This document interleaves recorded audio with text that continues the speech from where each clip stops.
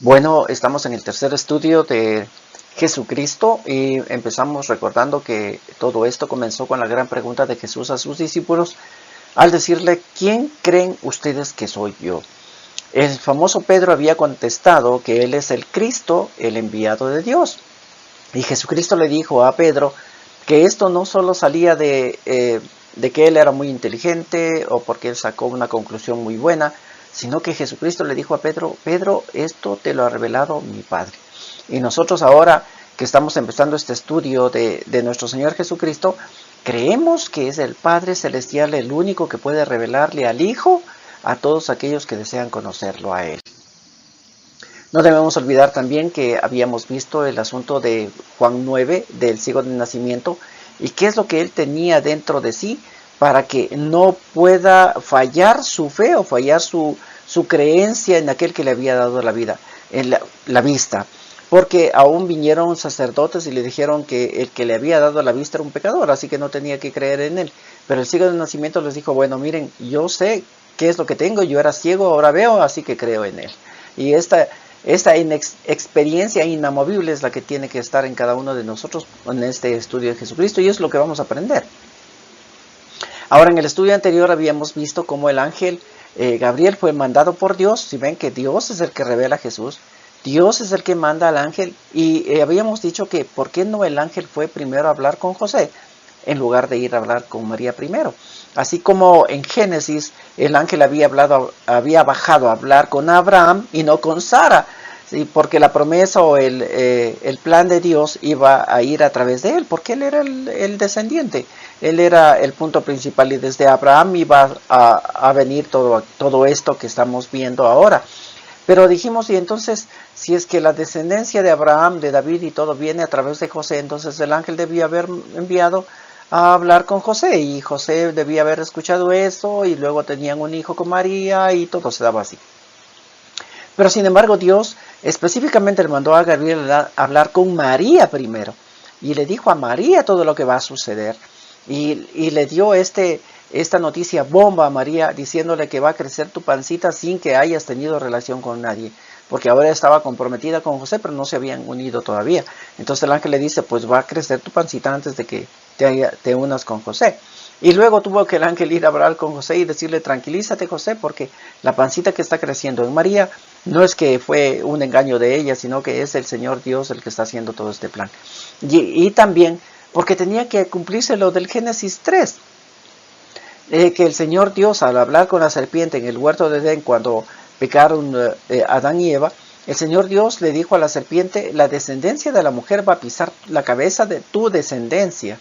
Así que el Señor Dios había hablado con la serpiente en cuanto a la descendencia de la mujer, no a la descendencia del hombre. No le dijo la descendencia de Adán, le dijo la descendencia de la mujer, de Eva. Y es por eso que el Señor Dios está mandando al ángel a hablar primerito con María, y cómo se va a dar toda esta cuestión del nacimiento de nuestro Señor Jesucristo. Y es por eso que habíamos visto también cómo en las genealogías que existen tanto en Mateo y en Lucas había una diferencia. Entonces decíamos que en la genealogía de Mateo no puede venir la descendencia de David a través de José, porque José no tiene nada que ver, no es nada. Llegaría a ser tal vez el padre adoptivo de Jesús, pero no tiene nada que ver. ¿Cómo va a pasar la descendencia ya? Pero habíamos visto que hay unos manuscritos y unos señores que investigan esta cuestión, que hay unos manuscritos en una de las principales universidades en el mundo, en el cual hay un fragmento del Mateo en hebreo. Y en Mateo en hebreo dice que José era el padre de María y no el esposo de María. Sin embargo, en la genealogía de Lucas dice que José es el esposo de María. Entonces, sacamos la conclusión de que Mateo nos va a hablar acerca de la genealogía de María y Lucas nos va a hablar acerca de la genealogía de José.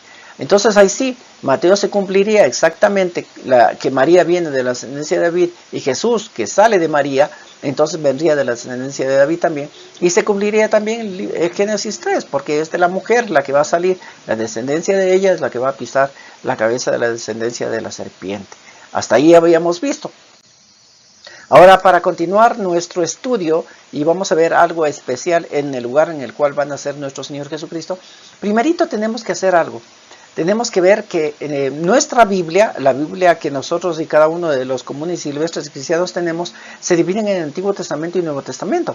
Pero si nosotros vamos a hablar con los israelitas, ellos el Nuevo Testamento lo tienen como que, ¿qué es eso? ¿Qué es eso?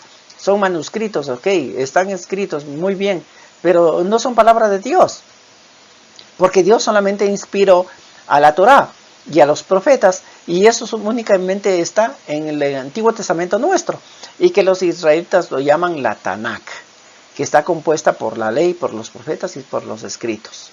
Así que únicamente ese es el material de autoridad que tienen los israelitas, y el Nuevo Testamento para ellos no es ningún material de autoridad. Pero para los creyentes, los cristianos, el Nuevo Testamento va a ser un material de autoridad también. Y vamos a ver aquí cómo este Nuevo Testamento tiene mucha relación con el Antiguo Testamento, aunque el pueblo israelita no le dé la mayor importancia. Pero para nosotros y para este estudio vamos a ver cómo sí podemos darle mucha importancia al asunto. Continuemos con el relato.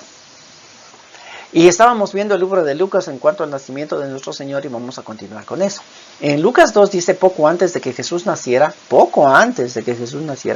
Augusto, emperador de Roma, mandó hacer un censo, es decir, una lista de toda la gente que vivía en el Imperio Romano. En ese tiempo, Quirinio era el gobernador de Siria y fue el responsable de hacer este primer censo en la región de Palestina.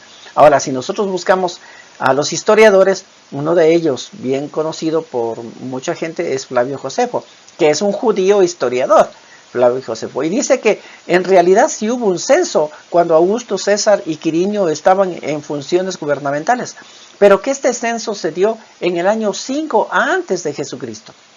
Es decir, que ni siquiera había nacido Jesucristo, ni siquiera hubo ninguna concepción, nada. Entonces sacan como conclusión de que es el año 5 antes de Jesucristo que se dio este famoso censo.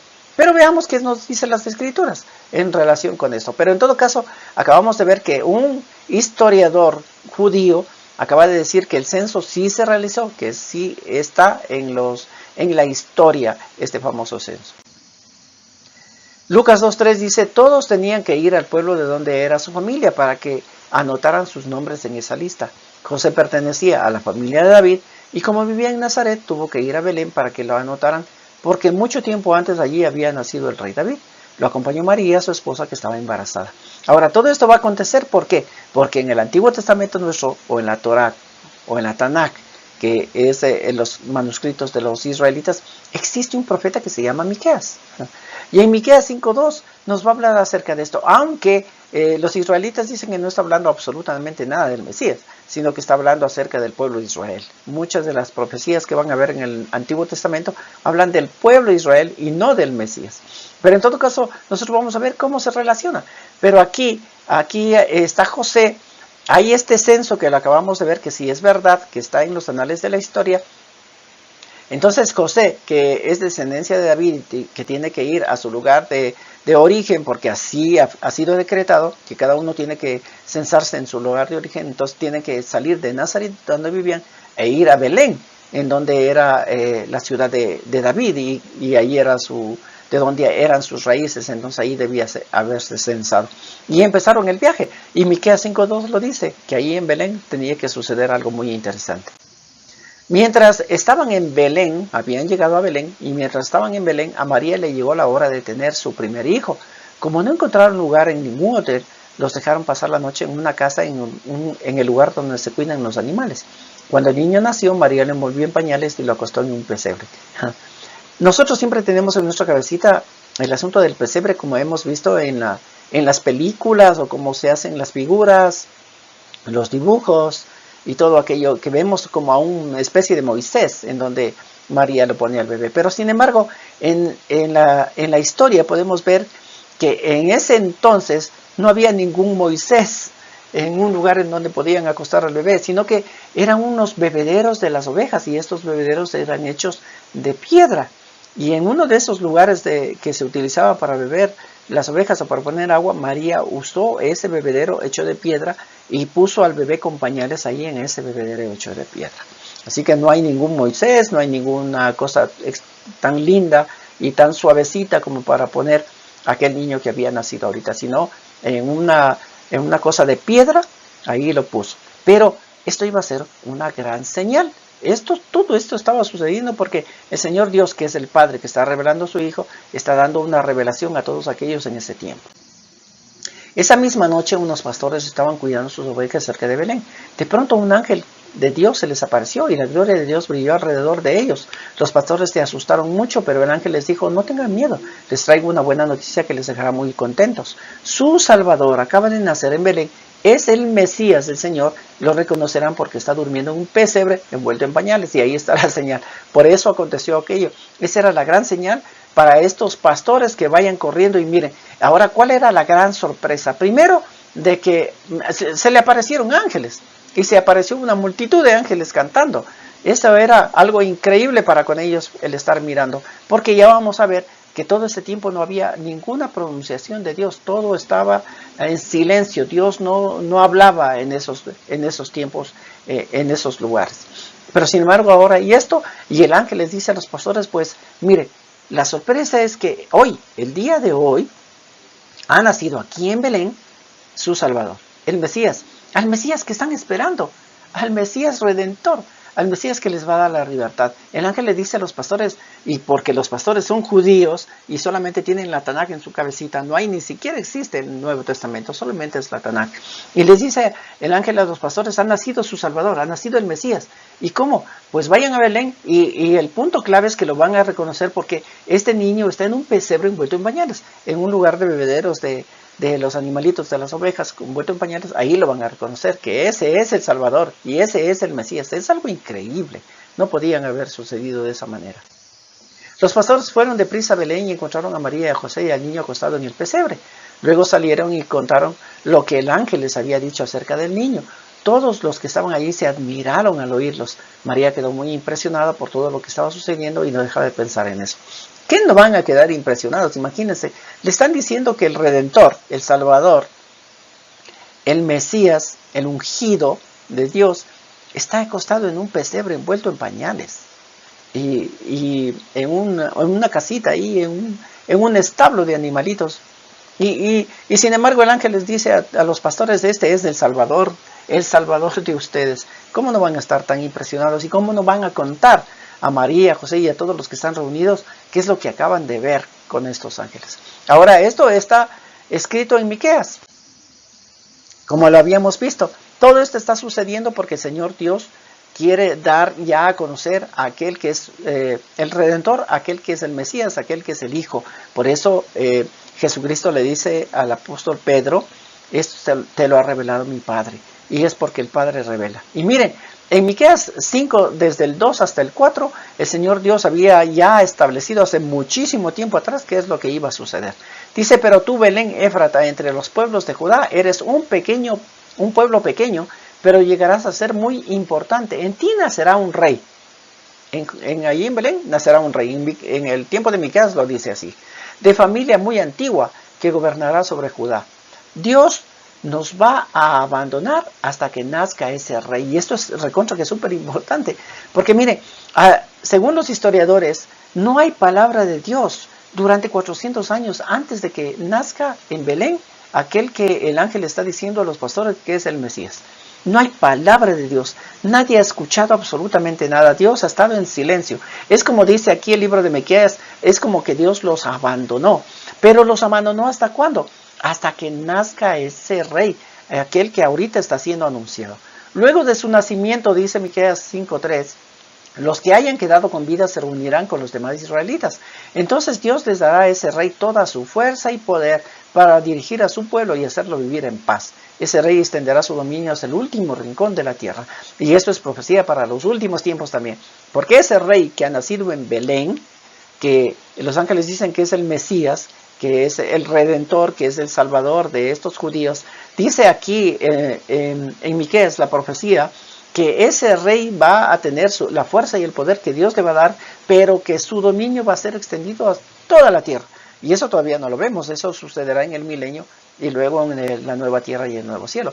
Todavía no lo hemos visto, pero en Miqueas, en el Antiguo Testamento, en la Tanakh de los israelitas ya está escrito, y eso es lo que está sucediendo. Ahora miren, todo esto acontece en Nazaret. El ángel habla con todos ellos en Nazaret. María empieza a crecerle la barriguita, está creciendo su barriguita, y sin embargo después se le ocurre a Augusto y a Quirino hacer un censo en ese tiempo. Y se les ocurre decir que cada uno tiene que irse a la ciudad de sus ancestros, de sus antepasados. Y como José era de Belén y era la ciudad de David, porque él es descendiente del rey David, tuvieron que hacer ese tremendo viaje. Y María está embarazada. María está embarazada. Ahora, ¿cuánto tiempo más o menos se demora de Nazaret a Belén? Más o menos está calculado entre 100 y 145 kilómetros. Y el tiempo que pudieron haberse tomado para llegar a Belén es de 4 a 7 días andando en los burritos, porque esa era la forma de andar, y en caravanas, porque si no eran asaltados. Entonces, de 4 a 7 días están llegando a Belén. Y cuando llegan a Belén, ya le da el tiempo de nacer. Es decir, que desde que se presentó el ángel hasta cuando se le ocurrió a Augusto y a Quirino hacer el censo, hubo un plazo de 9 meses. En 9 meses sucede todo aquello y llegan a Belén y, perdón, y hay la anunciación de los ángeles a los pastores y todo lo que está aconteciendo, porque Dios está haciéndose presente ahora con toda la gente y les está revelando a aquel que va a ser el Salvador y aquel que va a ser el Mesías de los israelitas. Ahora, ¿por qué Belén? Belén significa, o Belén quiere decir, la palabra Betlehem quiere decir casa de pan. Casa de pan. Pero aún hay algo increíble ahí en esa casa de pan. En este Belén había un lugar en el cual se criaban las ovejitas para ser sacrificadas en el templo. Ese era el lugar en el cual se criaban las ovejas y eran examinadas las ovejas y separadas las ovejas para poder sacrificar en el templo en el día de la Pascua o en los días en los cuales tenían que hacer sacrificio a los sacerdotes para allá. Y luego vamos a ver también que había un ritual que los sumos sacerdotes debían haber bajado a Belén para coger el corderito pascual y llevarlo de vuelta a Jerusalén, pero lo vamos a estar viendo después. Pero este era el lugar, Belén era el lugar. Belén, que quiere decir la casa del pan, era el lugar también del criadero de ovejitas que servían para el sacrificio en el templo. Y es por eso que el Señor Dios está llevando, con todo lo que está sucediendo, con todo lo que está aconteciendo, con aquello que Augusto, César y Quirino simplemente se les ocurrió hacer un censo para ganar dinero, porque ese es el punto principal del censo, tener más impuestos, tener a la gente más vista, ¿no? Para que nadie se pueda escapar de pagar los impuestos. Tenían que tenderle a la gente así. Y da la casualidad que en ese lugar es donde también se criaban las ovejitas. Y el Señor Jesús va a nacer en ese lugar porque el Señor Jesús va a ser el pan que descendió del cielo y va a ser también el Cordero de Dios que quita el pecado del mundo. Por eso es que se escogió esa ciudad de parte de Dios y ahora está cumpliéndose porque así dijo el Señor. El apóstol Pablo a los Gálatas va a escribir después.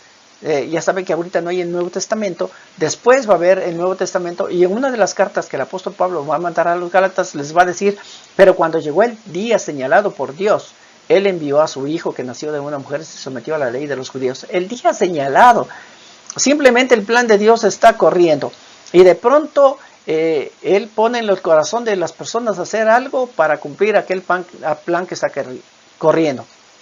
Pero lo que llama la atención aquí, lo que dice el apóstol Pablo a los Gálatas, es que ese era el día señalado por Dios. Y si nosotros vamos al Antiguo Testamento, vamos a ver en las profecías de Daniel cómo el asunto se va a cumplir. ¿Por qué? Porque hay días señalados. Y en Daniel 9:25 dice, sabe pues y entiende que desde la salida de la orden para restaurar y edificar a Jerusalén hasta el Mesías príncipe, habrá 7 semanas y 62 semanas.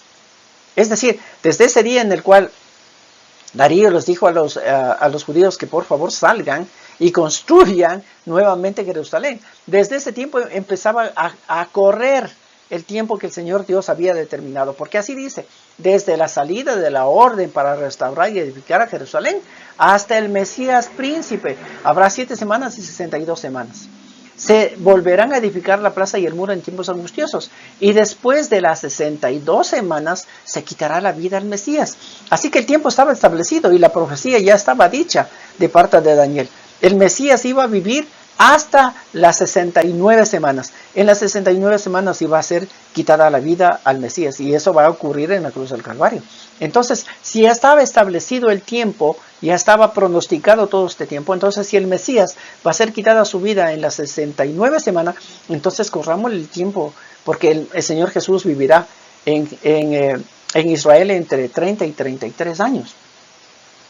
Háganle las cuentas, quítenle esos 30 y 33 años desde las 69 semanas de la profecía de Daniel y vas a ver, como dice el apóstol Pablo, en el día señalado por Dios, el Dios envió a su Hijo para que nazca en Belén, porque Belén es la casa del pan y Belén también es el lugar en el cual se crían las ovejitas para los sacrificios. Es decir, Él va a ser el Cordero de Dios que quita el pecado del mundo también.